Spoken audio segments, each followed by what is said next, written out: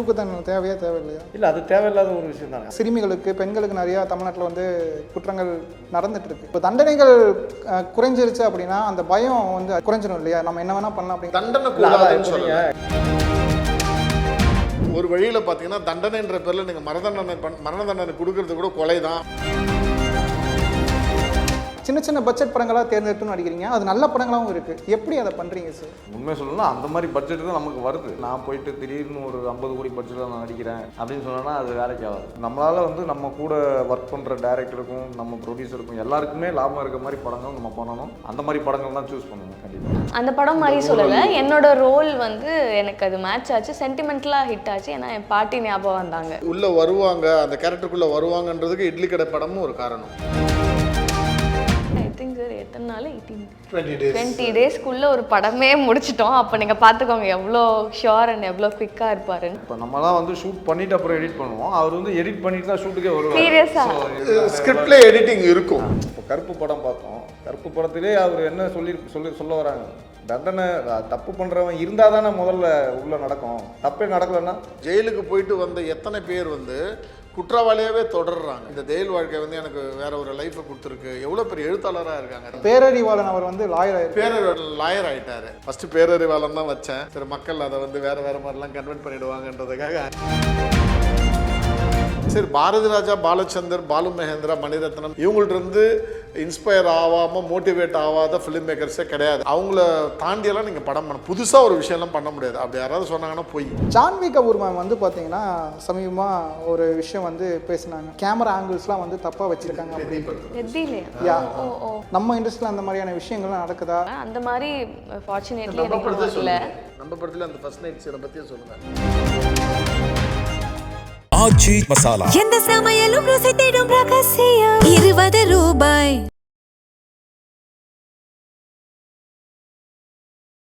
குமுதம் நேயர்களுக்கு வணக்கம்.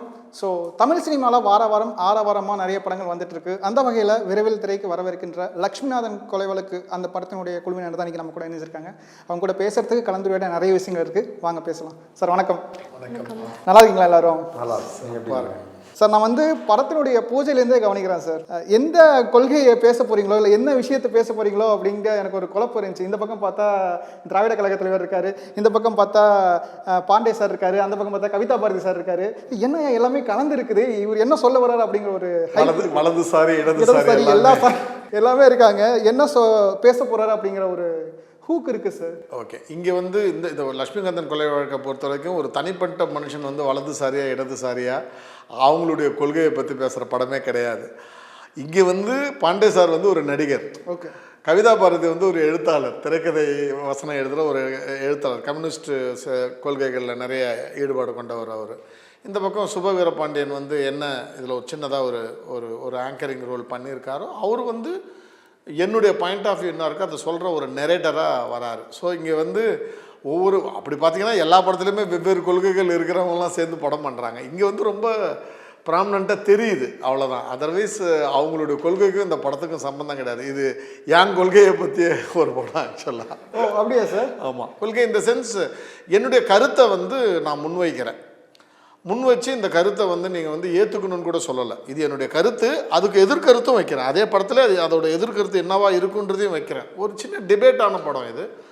மக்கள் தான் அதோட முடிவு எடுக்கணுன்றதையும் சொல்கிறேன். வெற்றி சார், ரொம்ப நாள் ஆச்சு சார் உங்களை ஸ்க்ரீனில் பார்த்து. எங்கே சார் போனீங்க? நானே பார்த்து ரொம்ப நாள் ஆச்சு. இல்லை, எங்கேயும் போகல, படம் பண்ணிக்கிட்டே தான் இருக்கேன். ரிலீஸ் டைம்னு ஒன்று இருக்குல்ல, சின்ன சின்ன பட்ஜெட் படங்களாக தேர்ந்தெடுத்து நடிக்கிறீங்க, அது நல்ல படங்களாகவும் இருக்குது. எப்படி அதை பண்ணுறீங்க சார்? இல்லை, உண்மை சொல்லணும்னா அந்த மாதிரி பட்ஜெட் தான் நமக்கு வருது. நமக்கு வந்து என்ன பிஸ்னஸ் ஆகுமோ அந்த பட்ஜெட்டில் தான் நம்ம நடிக்க முடியுமே தவிர்த்து நான் போயிட்டு திடீர்னு ஒரு 50 கோடி பட்ஜெட்டில் நான் நடிக்கிறேன் அப்படின்னு சொன்னோன்னா அது வேலைக்கு ஆகாது. நம்ம படுற படம் நம்மளால் வந்து நம்ம கூட ஒர்க் பண்ணுற டேரக்டருக்கும் நம்ம ப்ரொடியூசருக்கும் எல்லாருக்குமே லாபம் இருக்க மாதிரி படங்கள் நம்ம பண்ணணும். மக்களுக்கு அது புதுசாக இருக்கணும் அப்படின்றது தான் என்னோடய கொள்கை எப்போவுமே. அந்த மாதிரி படங்கள் தான் சூஸ் பண்ணுவேன் கண்டிப்பாக. நீங்கள் எப்படி நார்மலாகவே வந்து பார்த்தீங்கன்னா ரொம்ப ஜோவியலாக இருப்பீங்களா இல்லை படத்தில் வர மாதிரி? ஏன்னா ஜிவி படம் பார்த்தேன் சார். ஜிவி படத்துலேயும் வந்து பார்த்தீங்கன்னா புக்கெலாம் படிக்கிற அளவுக்கு ரொம்ப இன்டெலெக்சுவலான பையன் அப்படின்ட்டு இப்போ நம்ம குமுதமில் பேட்டி கொடுத்துருந்தாரு சார். அதில் படித்தப்போ வந்து பார்த்தீங்கன்னா இவர் வந்து பார்த்தீங்கன்னா ஒரு கேரக்டர் புக்கெலாம் படிக்கிற மாதிரி ஒரு இன்டெலெக்சுவலான ஒரு நபர் தான் அப்படின்ட்டு. நீங்கள் நிஜமாவே அதே மாதிரி நபர் தானா? இல்லை, நிஜமாவே வந்து நான் அமைதியாக தான் இருப்பேன், அதிகமாக பேச மாட்டேன். பட் ஜிவியில் எவ்வளோக்குள்ளே டைலாக் பேசியிருக்கணும் அதே மாதிரி இந்த படத்துலையும் பக்கம் பக்கமாக டைலாக் இருக்குது, ரொம்ப நிறைய டைலாக் இருக்குது. ஆக்சுவலாக பாண்டே சாருக்கும் எனக்கும் வந்து கான்வர்சேஷனே வந்து ரொம்ப நேரம் போயிட்டுருக்கும். ஒரு ஒரு ஒரு ஒரு அது நீங்கள் படம் பார்க்கும்போது தெரியும், படமே வந்து ஒரு கான்வர்சேஷனல் மூவி தான் அது ஆக்சுவலாக. ஸோ நிறைய டைலாக்ஸ் இருக்கும், நீங்கள் நிறைய பேசுறது பார்க்கலாம் இந்த படத்தில். Okay ma'am. எஸ், நல்லா இருக்கீங்களா? நல்லா இருக்கேன். நீங்கள் எப்படி இருக்கீங்க? நல்லா இருக்கேன். எங்களெல்லாம் கேட்கவே இல்லை, மொத்தமாக கேட்டார். அவங்கள மட்டும் ஸ்பெஷலாக கேட்குறாரு. லேட்டாக வந்தாங்க, பதிவு பண்ணியே ஆகணுமா? மாட்டி விட்றாங்க சார், பரவாயில்ல இருக்கட்டும். மேம், நீங்கள் வந்து பார்த்தீங்கன்னா நிறைய படங்கள் பண்ணிட்டு இருக்கீங்க. பட் அது தெரிந்தோ தெரியாமலோ கிராமத்து படங்கள் நிறையா வருது மேம். உங்களுக்கு கிராமத்து ரோலாகவே வருது. ஆக்சுவலாக இது வேற ஒரு பெரிய விஷயம். ஆக்சுவலாக நம்மளோட ப்ரெஸ் மீட்டில் சொல்லிட்டேன்ல சார், அதை பற்றி அதையே தமிழில் போட்டு நான் என்ன சொல்லி வந்தேன்னா, அது வந்து நான் ரொம்ப சந்தோஷமாக ஷேர் பண்ண விஷயம் ஆக்சுவலாக. ஏன்னா இப்போ எல்லாமே ஏஸ்தட்டிக் தான் திருப்பி ட்ரெண்ட் ஆகிட்டுருக்கு. இப்போல்லாம் பழைய காலத்தில் பழைய சாங்ஸ் அதெல்லாம் திருப்பி எல்லாத்தையும் நம்ம படத்தில் கூட பழைய பாட்டு தானே நம்ம யூஸ் பண்ணுறோம். ஸோ அது back to farm, back to ட்ரெண்டாக இருக்கிறதுனால I was happily telling that நான் வந்து நிறைய 80s 90s எனக்கு வந்துட்டுருக்கு. சந்தோஷமாக இருக்குது. அந்த காலத்துலேயே பிறந்திருக்கலான்னு நினைக்கிறேன்னு நான் பாசிட்டிவாக சொன்னேன். நான் ஹாப்பியாக தான் ஃபீல் பண்ணுறேன் அதை பற்றி. அது வந்து நம்ம நம்மளே போட்டு அதை வேற இது, but still I am so happy about it ஆக்சுவலாக. அது வர்றது வந்து நல்ல விஷயம் இல்லையா? ஸோ இப்போ அகேன் அது வந்துட்டுருக்கு. ப்ளஸ் நான் நிறைய படமும் பண்ணிகிட்ருக்கேன் அது கூட சேர்ந்து. எனக்கு ஏன்னா நிறைய கதை பண்ணணும், நிறைய புதுசாக ட்ரை பண்ணணுன்ற ஆசையும் இருக்குது. I think from last year Morgan பண்ணேன், மார்கனில் போலீஸ் பண்ணேன். அதுக்கு முன்னாடி வேறு ஹாட்ஸ்பாட் 2ல் பண்ணியிருந்தேன். ஸோ லைக் லாஸ்ட் இயர் பிகினிங்லேருந்து ஹேட் அ தாட் லைக் புதுசாகவும் ட்ரை பண்ணலான்னு நான் பண்ணிகிட்ருக்கேன். ஆக்சுவலாக சார் வந்து என்னை இட்லி கடையில் பார்த்துட்டும், ப்ளஸ் அவர் ரொம்ப நாளாக என்னை பவி டீச்சர்லேருந்து என்னை வந்து தெரியும்னு சார் சொன்னாங்க. ரசிகர் மன்ற தலைவர் போல. இல்லை அவர் ஒர்க் பிடிக்கும் அப்படின்னு சொல்லியிருந்தாரு. So I feel very happy. And then கதை கேட்டு பார்த்தேன். நான் அப்போ தான் இட்லி கடை பண்ணி முடிச்சுட்டு வந்திருந்தேன். இந்த கதை அண்ட் எல்லாமே கேட்கும் போது கைண்ட் ஆஃப் அது மாதிரியே இருந்தது. ஸோ எனக்கு இந்த மாதிரி ஜானர் பேசிக்காகவே பிடிக்குன்றதுனால, ப்ளஸ் நான் ப்ரெஸ் மீட்லேயே சொல்லியிருந்தேன். சாரை பார்த்த உடனே எனக்கு வந்து அவர் பேசுகிற விதமாக இருக்கட்டும், அவர் வந்து க்ரீட் பண்ணதாக இருக்கட்டும், ப்ளஸ் கண்டென்ட் அவர் கதை சொன்ன விதமாக இருக்கட்டும், எனக்கு அந்த நரேஷன் ரொம்ப பிடிச்சிருந்தது. ப்ளஸ் கதையும் அண்ட் கண்டென்ட்டும் ரொம்ப பிடிச்சிருந்தது. அண்ட் கைண்ட் ஆஃப் இட்லி கடை மாதிரினா அந்த படம் மாதிரி சொல்லலை, என்னோட ரோல் வந்து எனக்கு அது மேட்ச் ஆச்சு, சென்டிமெண்டலாக ஹிட் ஆச்சு. ஏன்னா என் பாட்டி ஞாபகம் வந்தாங்க. அது நான் ஆல்ரெடி ப்ரெஸ் மீட்ல இட்லி கடை பார்த்ததுல அந்த ஒரு லுக்கு இவங்க வந்து உள்ள வருவாங்க, அந்த கேரக்டருக்குள்ள வருவாங்கன்றதுக்கு இட்லி கடை படமும் ஒரு காரணம். அந்த சுப்பிரமணிய சிவாவும் ஆமாம் சார் சொல்லியிருந்தாங்க. ஸோ அதான் உள்ளே என்ன ஆச்சுன்னு தெரியாது. பட் எனக்கு ஃபர்ஸ்ட் மீட்டில் சார் சொன்னது பவி டீச்சர்லேருந்தே தெரியும்.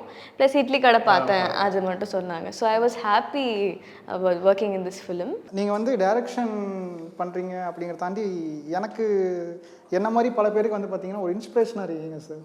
என்ன அப்படின்னா ஒரு கவர்மெண்ட் வேலை, சென்ட்ரல் கவர்மெண்ட் வேலையில் இருந்துட்டு அதை வந்து விஆர்எஸ் கொடுத்துட்டு இப்போ கனவுகளை நோக்கி ஓடிட்டுருக்கீங்க. கிட்டத்தட்ட இந்த காலத்தில் வந்து பார்த்தீங்கன்னா நிறைய பேர் வந்து அப்படியே ஒரு வீட்டுக்கு போனோமா ஜாலியாக ரெஸ்ட் எடுத்தோமா அப்படி இருப்பாங்க. நீங்கள் இந்த வயசில் அப்படியே ஓடிட்டுருக்கீங்க. இல்லை, ஒரு இதுதான் மித்து ஆக்சுவலாக. என்னன்னா நான் வந்து புதுசாக இதை பண்ணலை. இதை பண்ணது வந்து பார்த்தீங்கன்னா Balachandra sir government employee, AG ஹாஸ்பிட்டலில் ஏஜி ஆஃபீஸில் ஒர்க் பண்ணியிருந்தார். Bharathiraja sir health inspector. இன்றைக்கி ஆக்சுவலாக எங்களுடைய டீம் சார்பாக எங்களுடைய ஆழ்ந்த இரங்கல்களை தெரிவிச்சுக்கிறோம். பாரதிராஜா சார் ஹெல்த் இன்ஸ்பெக்டராக ஒர்க் பண்ணார். Vivek sir government employee. So அப்படி பார்த்தீங்கன்னா நிறைய பேர் இருக்காங்க. வெற்றி சார். சார் வந்து பார்த்தீங்கன்னா எனக்கு தெரிஞ்ச ஒரு கவர்மெண்ட் எம்ப்ளாயாக இருந்து வந்திருக்காரு. நீங்கள் வந்து எனக்கு ஃபஸ்ட் எப்படி அறிமுகம் ஆனீங்க அப்படின்னா ஒரு ப்ரொடியூசராக வந்தீங்க சார். அதுக்கப்புறம் ஒரு ஆக்டராக, அதே படத்தில் ஆக்டராகவும் வந்தீங்க. 2 படங்கள் வந்து ப்ரொடியூஸ் பண்ணீங்க. அடுத்து நம்மளோட ப்ரொடக்ஷனில் எந்த படங்கள் வருது, அது ஏன் ரொம்ப நாளாக நின்றுட்டுருக்கு நம்ம ப்ரொடக்ஷன்? ஒர்க்கில் போயிட்டுருக்கு. அப்படியா சார்? நல்ல டேரக்டராக பார்த்து இல்லை அதே கண்டினியூஷன் தான். பார்ட் 3 அந்த மாதிரி. ஜிவியா சார்? ஆமாம், சூப்பர். அது டிஸ்கஷன் போயிட்டுருக்கு. அது அனௌன்ஸ்மெண்ட் பண்ணும்போது கரெக்டாக பண்ணுவோம். Okay sir. சார் இப்போது பீரியட் ஃபிலிம் பண்ணுறீங்க சார். எனக்கு தெரிஞ்சு நீங்கள் ஃபஸ்ட் டைம் பீரியட் ஃபிலிம் பண்ணுறீங்கன்னு நினைக்கிறேன். பீரியட் ஃபிலிம்லேயே வந்து பார்த்தீங்கன்னா நிறைய பேர் வந்து இந்த ராஜாக்கள் காலம் அந்த மாதிரிலாம் இருக்கும். இது நம்ம பண்ணியிருக்கிறது வந்து ஒரு மாதிரியான ஒரு எமோஷனல் இருக்குது. இந்த படம் நடிக்கிறப்ப ஒரு பீரியட் படமாக நீங்கள் ஃபீல் பண்ண விஷயங்கள் என்ன, ஃபேஸ் பண்ண ஸ்ட்ரகிள்ஸ் என்னென்ன? இல்லை ஸ்ட்ரகிள்ஸ்னு சொல்ல மாட்டேன். சார் வந்து இந்த மாதிரி 70s நடக்கிற ஒரு ஸ்கிரிப்ட் அப்படின்னா 70sலேயே ஆக்சுவலாக 2 பார்ட் இருக்கும். ஒன்று ஒரு 3 years பேக்கு, ஒரு 69ல் ஒன்று, 72ல் ஒன்று. 72ல் ஒன்று. ஸோ அது பண்ணும்போது அப்போது ரெண்டுமே வேறு லுக்கு கொடுக்கணும் அப்படிங்கும்போது இந்த பின்னால் இருக்குல்ல அந்த லுக்கு தான் வந்து ஃப்ளாஷ்பேக் போர்ஷனு. மெயின் போர்ஷன் வந்து ஜெயிலில் தான். ஓகே. அது நாங்கள் ஃபஸ்ட்டு ஷூட் பண்ணது ஃபுல்லாகவே ஜெயிலில் ஷூட் பண்ணோம். அதுக்கப்புறம் ஃப்ளாஷ்பேக்கில் 2-3 வேரியேஷன் காமிச்சு பண்ணோம். அது ஜாலியாக இருந்தது. மேம் நீங்கள் சொல்லுங்கள், நீங்கள் அசிஸ்டன்ட் டைரக்டர்லாம் இருந்திருக்கீங்க. ஸோ சாரோட ஸ்பாட் எப்படி இருந்துச்சு, சார் ஒர்க் பண்ண ஸ்டைல் எப்படி இருந்துச்சு? சார் வந்து ரொம்ப குவிக் அண்ட் ரொம்ப sure of what he wants. அது வந்து அவருக்கு என்ன வேணுன்றது அவருக்கு தெரியும். அவர் தெரியுன்றதை தாண்டி அவருக்கு டீமுக்கே தெரியும். ப்ளஸ் அவர் வாங்கிடுவார் ஈஸியாக வேலையை. சார்கிட்ட ரொம்ப பிடிச்ச விஷயம் என்னென்னா அவருக்கு என்ன வேணுமோ அதை வாங்கிடுவார். அது தெரிஞ்சால் போதும். ஆக்சுவலாக ஒரு கேப்டன் ஆஃப் த ஷிப்க்கு வந்து என்ன வேணுன்றது கிளியராக தெரிஞ்சால் போதும். அது தெரிஞ்சுது, க்ளீனாக இருந்தது, நீட்டாக இருந்தது, எல்லாமே அவர் சொல்கிற மாதிரி தான் ஃபுல் பிளானிங்கோடு இருக்கும். ஆப்ஷன் ABCDன்னு இருக்கும் 4 ஆப்ஷன். இந்த ஷார்ட் இந்த பிளேஸில் ஒர்க் அவுட் ஆலையா, ஓகே வேறு என்ன பண்ண முடியும், அங்கே பண்ணலாம். ஓ மழை வருதா, 1 ஹவரில் அதை எடுத்துடலாமா சார்னு சொல்லுவார். என்ன 1 ஹவர் கூட கேப் விடாமல் எடுக்கிறாரு, சூப்பராக. அதனால தான் அவர் ரொம்ப ஷார்ட் பீரியடில் வந்து இந்த ஃபிலிமை வந்து எடுத்து முடித்தார். ஐ திங்க் சார் எத்தனை நாள் 20 டேஸ்க்குள்ளே ஒரு படமே முடிச்சிட்டோம். அப்போ நீங்கள் பார்த்துக்கோங்க எவ்வளோ ஷுர் அண்ட் எவ்வளோ குவிக்காக இருப்பாருன்னு. அதாவது எடிட் பண்ணி தான் இப்போ நம்மலாம் வந்து ஷூட் பண்ணிவிட்டு அப்புறம் எடிட் பண்ணுவோம். அவர் வந்து எடிட் பண்ணிட்டு தான் ஷூட்டுக்கே வருவார். சீரியஸாக ஸ்கிரிப்ட்ல எடிட்டிங் இருக்கும், எது கட்டிங் பாயிண்ட்டுன்னு இருக்கும். ஃபார் எக்ஸாம்பிள் நான் இதை பண்ணிட்டான்னு யாராவது ஒரு ஆர்டிஸ்ட் கேட்டாங்கன்னா, சார் எனக்கு இல்லை சார், அது என் படத்தில் அது அந்த எடிட்டிங் பாயிண்டில் அது இருக்காது சார், அதனால வேஸ்ட்டுன்னு சொல்லிவிடுவோம் நான். பல செலவுகள் மிச்சப்படுத்திடலாம்ல சார்? ஆமாம், அதுதான் ஆக்சுவலாக உண்மை. நம்ம டைம் இஸ் மணி சார். ஒரு சினிமாவை பொறுத்த வரைக்கும் நீங்கள் எவ்வளோ டைம் எக்ஸ்ட்ரா பண்ணுறீங்களோ அவ்வளோ டைமும் பணம்ன்றது investment. Once again budget. So எல்லாமே வந்து நீங்கள் என்ன எடுக்க போகிறீங்க, எவ்வளோ பட்ஜெட்டில் எடுக்கிறீங்க, என்ன பிஸ்னஸ் இருக்குன்னு தெரிஞ்சால் எல்லா படமும் சக்ஸஸ்ஃபுல்லான படம் என்னை பொறுத்த வரைக்கும்.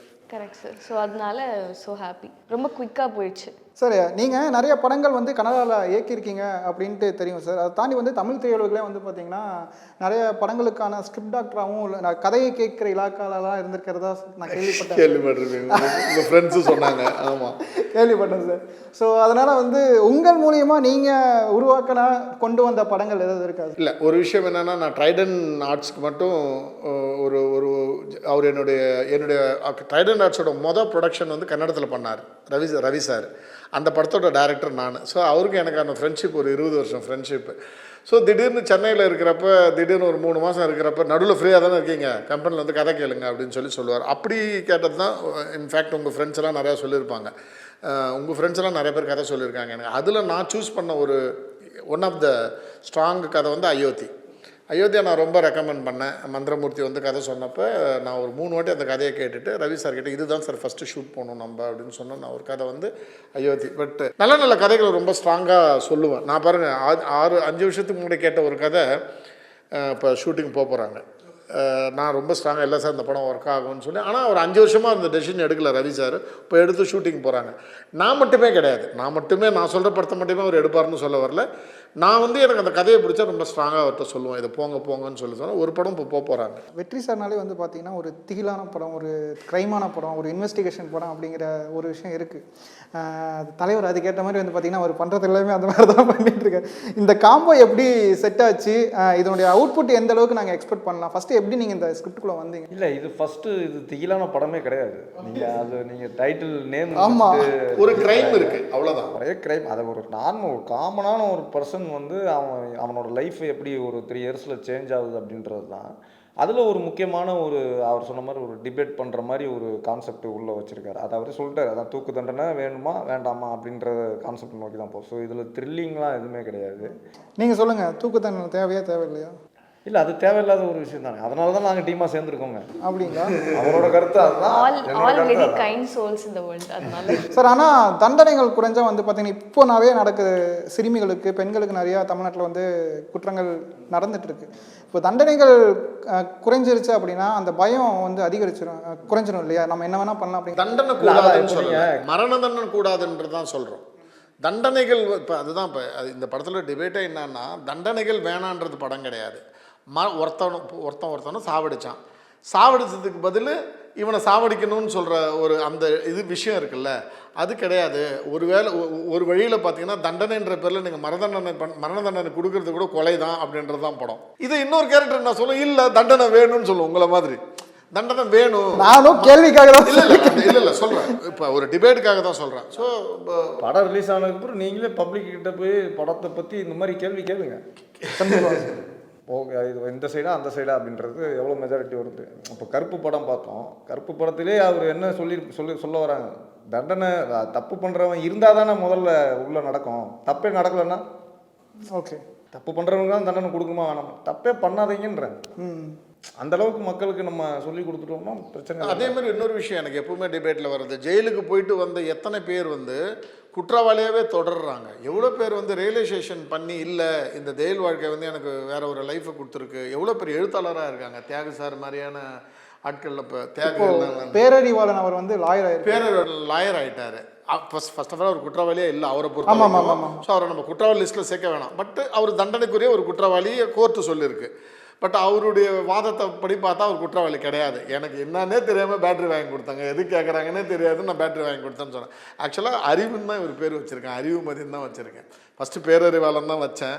சரி, மக்கள் அதை வந்து வேறு மாதிரிலாம் கன்வெர்ட் பண்ணிவிடுவாங்கன்றதுக்காக அறிவுமதின்ட்டு மாற்றிட்டோம். என்னுடைய இது என்னன்னா, நம்ம ஃபிசிக்கல் ஹெல்த்துக்கு என்ன ஒரு இம்பார்ட்டன்ஸ் கொடுக்குறோமோ த சேம் திங் மென்டல் ஹெல்த்துக்கும் நம்ம கொடுக்கணும். அங்கே கூட ஒரு கவுன்சிலிங் மாதிரியான விஷயங்கள், அது மாதிரியான விஷயங்கள் வந்து நம்ம வந்து பண்ணணும். பண்ணுறப்ப அவனுக்கு அந்த ரியலைசேஷன் வரும். அவனுக்குள்ளே அந்த ஒரு கொடூர புத்தின்னு ஒன்று இருக்குல்ல. ஒரு குற்றவாளின்ற ஒரு சிறுமியை பலாத்காரம் பண்ணுறான் வந்து உங்களை மாதிரியோ என்ன மாதிரியோ நார்மலான ஆள் கிடையாது. வெற்றி சார் நார்மலான ஆள் கிடையாது. இல்லை, இப்போ இந்த இடத்துல நான் இப்படி இருக்கேன், வெற்றி சார் இப்படி இருக்காரு. சப்போஸ் என்னுடைய பிஹேவியர் வந்து கொஞ்சம் அசிங்கமாக இப்படி போச்சுன்னு வச்சுங்களேன், நான் நார்மலான ஆள் கிடையாது. என் கை இப்படி போட்டு இப்படி உட்கார்ந்தேன்னா நான் நார்மலாக நான் என்ன சொல்கிறேன்னா, இவன் இப்படி பிஹேவ் பண்ணுறான்னு என்னை தண்டிக்கிறத விட why is behaving like that என்று என்னுடைய மென்டல் ஹெல்த்துக்கான காரணத்தை விட அதுக்கான ட்ரீட்மெண்ட்டு கொடுங்க. அவன் அங்கேருந்து வாய்ப்பு இருக்குன்றது தான் படம். சூப்பரான ஒரு பாயிண்ட் எனக்கு எடுத்து கொடுத்துருக்கீங்க சார். ஓகே சார், உங்களுக்கு தான் கொஷின். இப்போ சொல்லுங்கள், ஜான்வி கபூர் மேம் வந்து பார்த்தீங்கன்னா சமீபமாக ஒரு விஷயம் வந்து பேசினாங்க.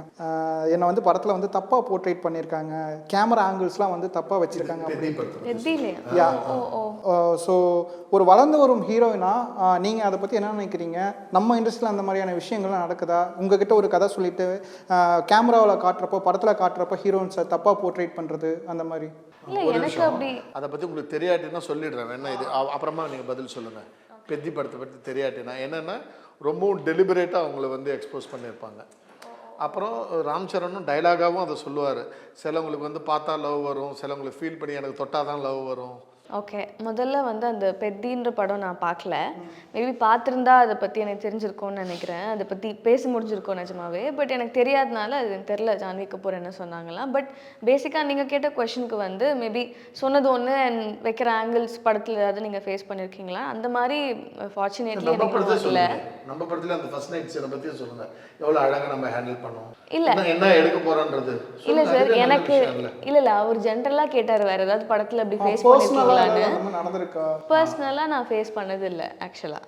ஓகே, பட் நீங்கள் இப்போது சில இண்டஸ்ட்ரியில் சொல்கிற மாதிரி வந்து எப்படின்னா, அழகாக நான் எப்போவுமே ஒரு ப்ரொமோஷனில் பேசுகிறப்ப, இதெல்லாம் ரெக்கார்ட் ஆனாலும் பரவாயில்ல, ப்ரொமோஷனில் பேசுகிறப்ப அவங்க கேள்வி அவுட் ஆஃப் கொஸ்டின் கேட்டால் கூட எட்டு வந்து நம்ம படத்தை கனெக்ட் பண்ணுறது தான் புத்திசாலித்தனம் அப்படின்ட்டு. நீங்கள் எப்படி அதை கனெக்ட் பண்ணிருக்கலாம் அப்படின்னா, ஃபார் எக்ஸாம்பிள் இந்த படத்தில் வந்து எனக்கு எக்ஸ்போஸ் அப்படின்னு வர்றது தான் புத்திசாலித்தனம். அதுக்காக தான் நான் உங்களுக்கு எடுத்து கூட கொடுத்தேன். நம்மளுக்கு ஃபர்ஸ்ட் நைட் சீன் அப்போ எவ்வளோ கம்ஃபர்டபுளாக நான் என்ன பண்ண போகிறேன்னு உங்களுக்கு டிஃபைன் பண்ணேன், என்ன ஷார்ட்டுன்னு உங்களுக்கு டிஃபைன் பண்ணேன். கரெக்ட் சார், அதை சொல்கிறப்ப நம்ம படம் உள்ள வரும். அதான் கரெக்ட். நான் பெத்தி படம் பார்க்கலாம். கரெக்ட். சரி, ஓகே சார். பாண்டே சார் அவரோட ரோல் என்ன? பாண்டே சார் வந்து பார்த்தீங்கன்னா ஒரு சீரியஸான கேரக்டர் தான் இது வரைக்கும் நாங்கள் பார்த்துருக்கோம். இந்த படத்தில் ஒரு டிஃப்ரெண்டான ரோல் ஏதாவது இருக்கா? போஸ்டர்லாம் பார்த்தா நீ கவலைப்படாத தம்பி, நான் உன்னை வெளியே கூட்டிகிட்டு வரேன் அப்படின்னு ஆறுதல் சொல்கிற மாதிரியே இருக்குது. நீங்கள் வந்து அப்பயே சொன்னீங்கல்ல, பாண்டே சார் வந்து ஒரு ரைட்டு.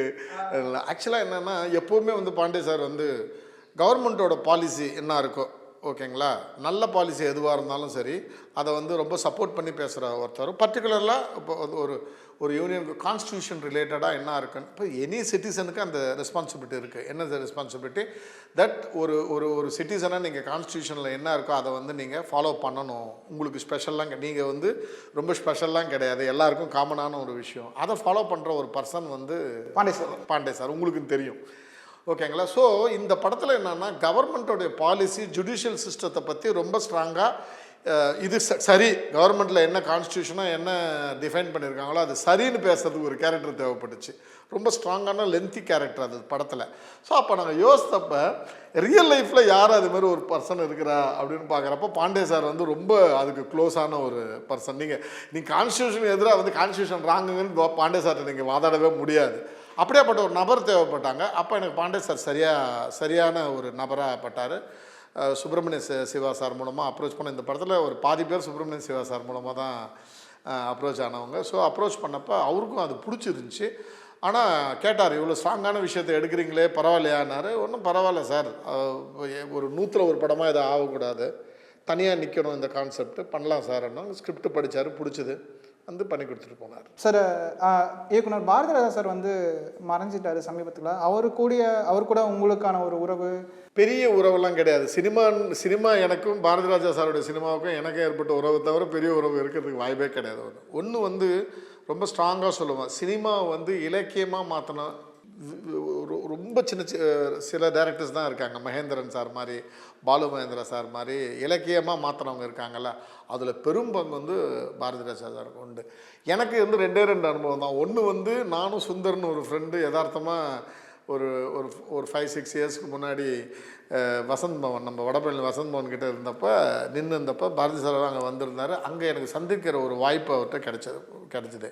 அதன் பிறகு கொண்டால் பாவம் படம் ரிலீஸ் ஆனப்போ படத்தை பற்றி கேள்விப்பட்டுட்டு படம் பார்க்கணும் அவர் அப்படின்ற மாதிரி சொன்னார். பட் அது நடக்காமலே போயிடுச்சு.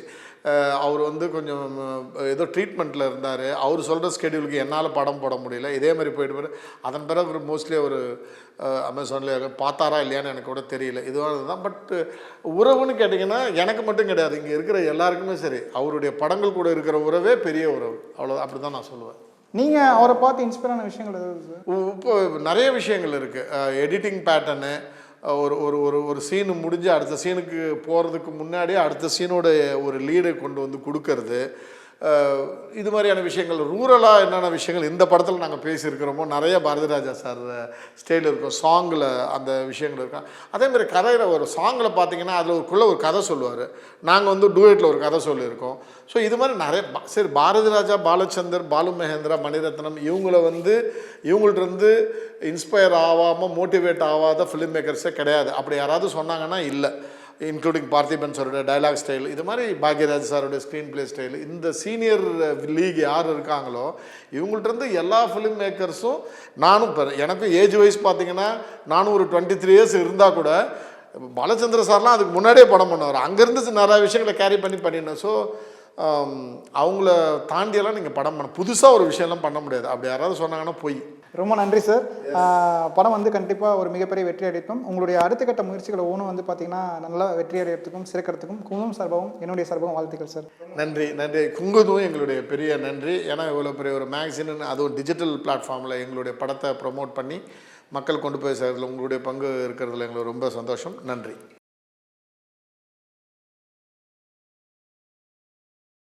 ஆச்சி மசாலா. எந்த சமையலும் ருசி தேடும் ரகசியம். 20 ரூபாய்.